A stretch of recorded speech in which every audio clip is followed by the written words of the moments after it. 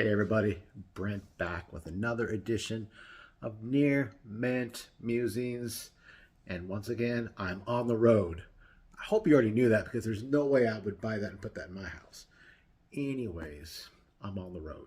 And I brought with me, yet again, a card. This came in actually the evening before yesterday, the evening before I came into town. I'm down in San Diego for the week. Really excited about this card, so I knew I had to bring it with me. I just got it from the eBay PSA authentication program that we all adore and love so much. And this one, though, is not going to be in the beautiful blue display case. So that shows you that this is a bigger size card.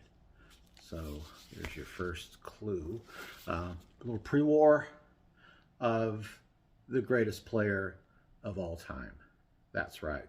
This is my first playing days Babe Ruth card. So I'm going to turn the camera around in here in a second. I'm going to open this up and we're going to look at it. We're going to talk about it, and I'm going to propose a question to you, because you know I like to propose my questions that get you thinking, kind of look at things through a different perspective, different mindsets. But anyways, that's my plan. But I'm super excited to open this up. So let's turn the camera around and take a look at it.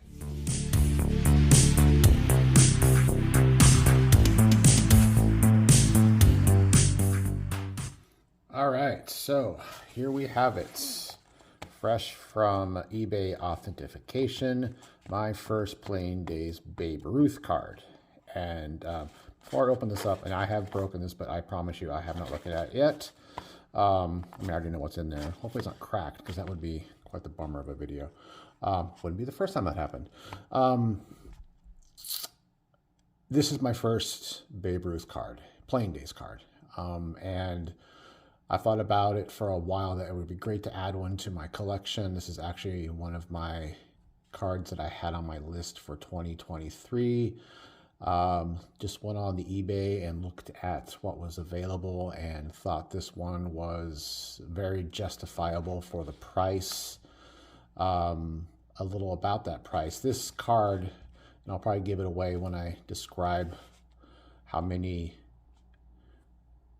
this card as. It's kind of an entry level, a poor man's Babe Ruth playing days card. Obviously, in consideration of his other cards, this is by far, it's cheaper.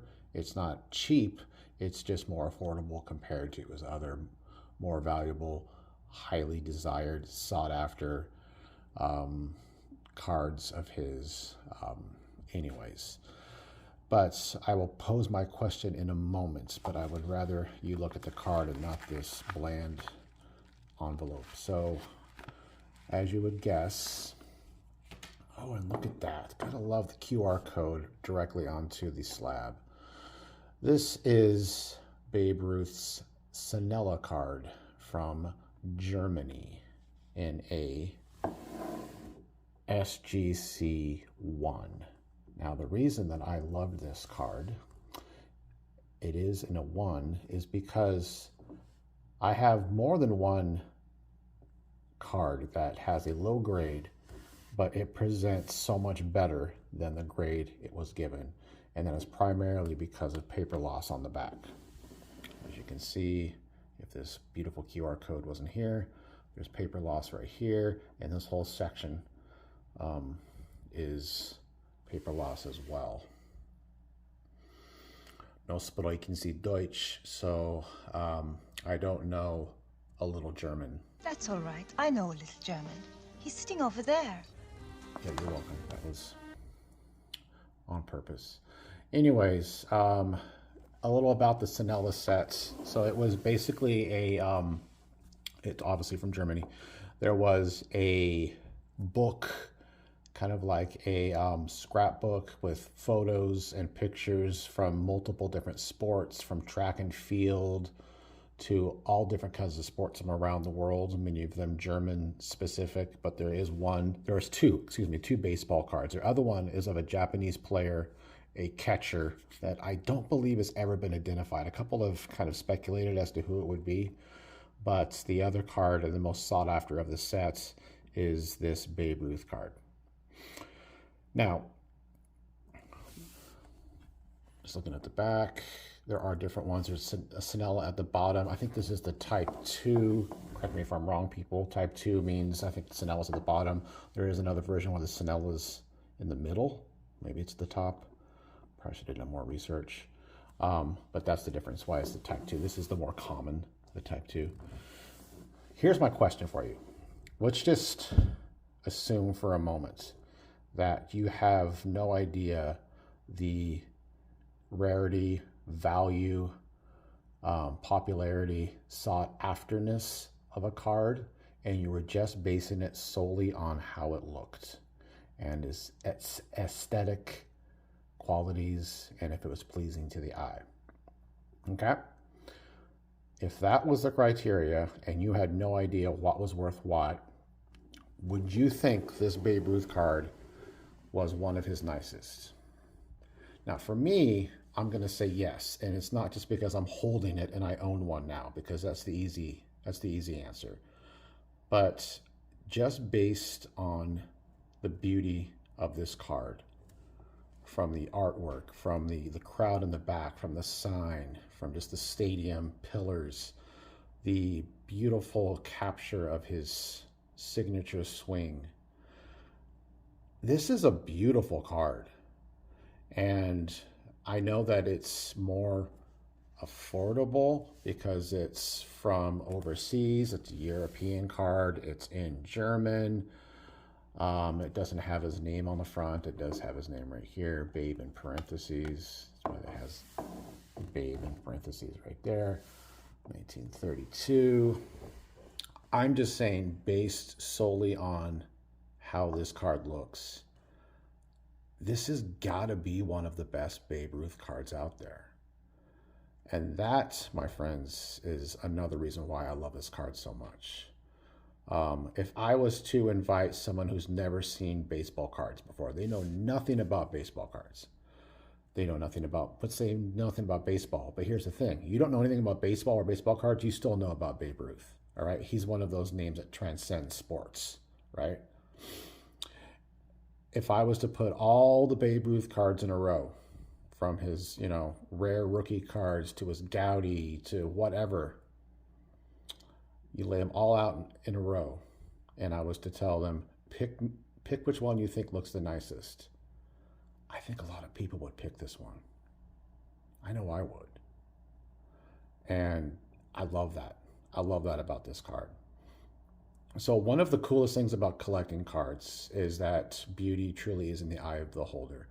I am also one who is keen on finding rare cards, on obscure cards, ones that people just don't see. I mean, I'm not, Mangini or Blue Jacket 66 level, Rick Oddball cards level, but I am one who kind of looks for the things that maybe you don't see as often.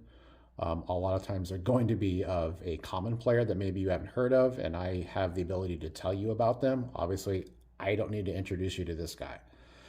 But this card, in and of itself, I think does the heavy lifting, at least when it comes to just being a beautiful card. And this presents so well for an SGC1. I mean, I'm looking at this right now, and I'm like, that's just, there's the front of it. It's centered pretty well. The corners, I don't really care about the corners for old cards. I don't. I'm more of a registration and centering guy when it comes to vintage. But yeah, I'm just over the moon that I now own a Babe Ruth card. And for me, this is the one to get.